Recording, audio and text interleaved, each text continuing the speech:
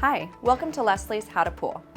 Today we're going to walk you through one of the most important aspects of pool care, and that's balancing your water. Unbalanced pool water can cause all sorts of problems like algae blooms, pool or equipment damage, a generally uncomfortable swimming experience, and even waterborne illnesses. To avoid these issues, it's important to test and balance your water at least once a week. At-home test kits and test strips usually look for the basics, but a free in-store AccuBlue water test at Leslie's will give you the most accurate results for 10 different aspects of water chemistry. Each one has an ideal range where the water is considered balanced. If anything's out of range, you can follow our step-by-step treatment plan you receive with your AccuBlue water test to get it back in balance. Adjusting your chemicals in the right order will also help avoid other issues. Before you get started, keep a few things in mind. First, know your pool volume so you can dose your chemicals correctly. Second, always read and follow all product label instructions.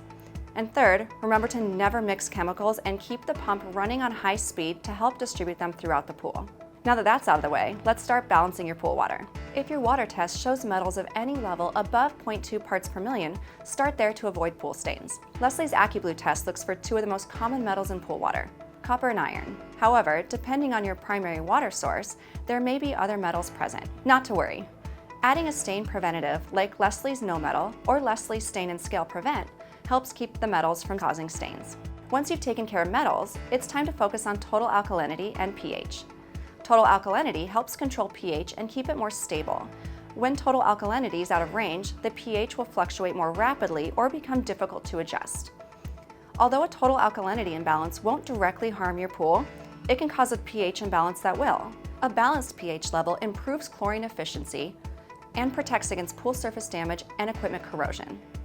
A high or alkaline pH can be just as harmful to your pool as a low or acidic pH, and either one can cause skin and eye irritation. To balance the two, start with total alkalinity first.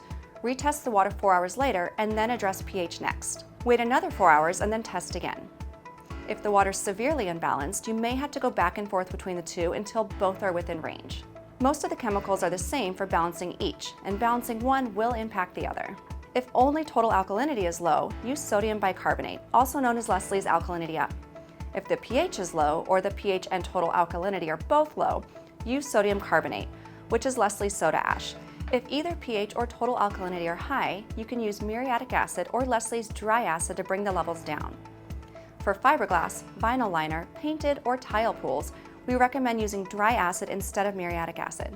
Next up is calcium hardness. Calcium usually enters the pool through your water source, but certain chemicals such as Cal-Hypo Pool Shock can bring the level up over time.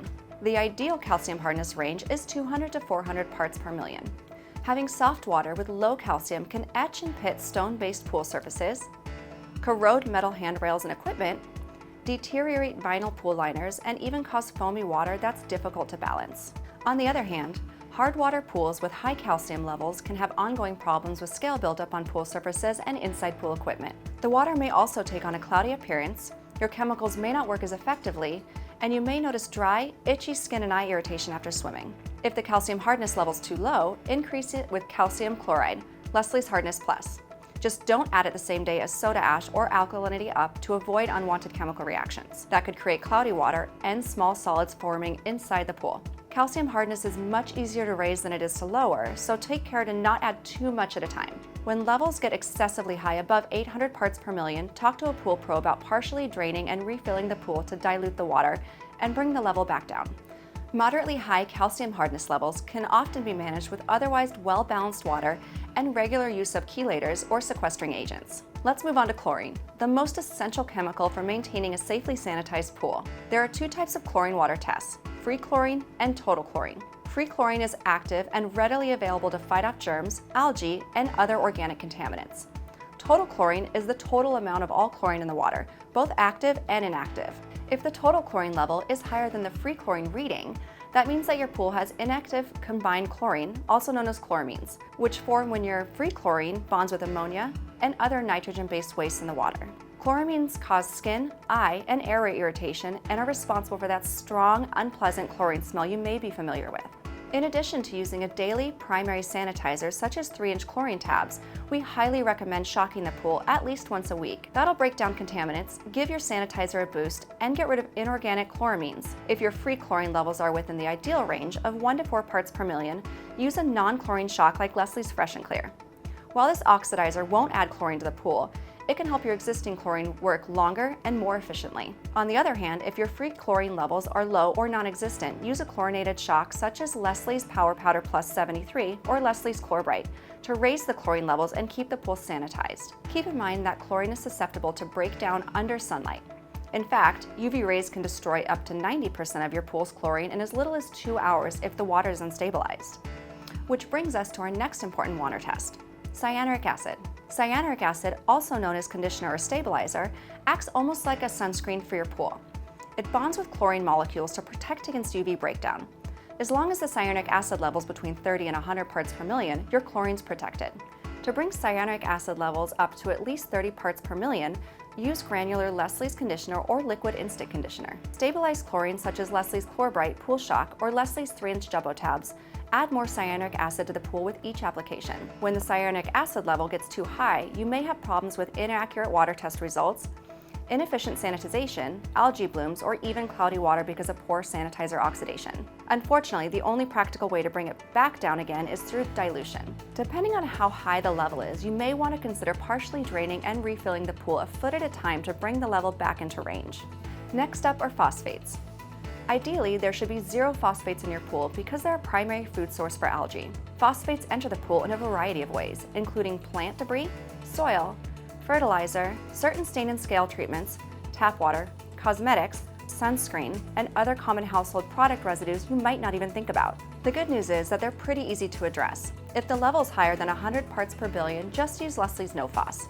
Once phosphates drop to a more manageable level, use Leslie's Perfect Weekly as a part of your regular maintenance routine to help keep them in check. Last but not least, we have Total Dissolved Solids, or TDS for short.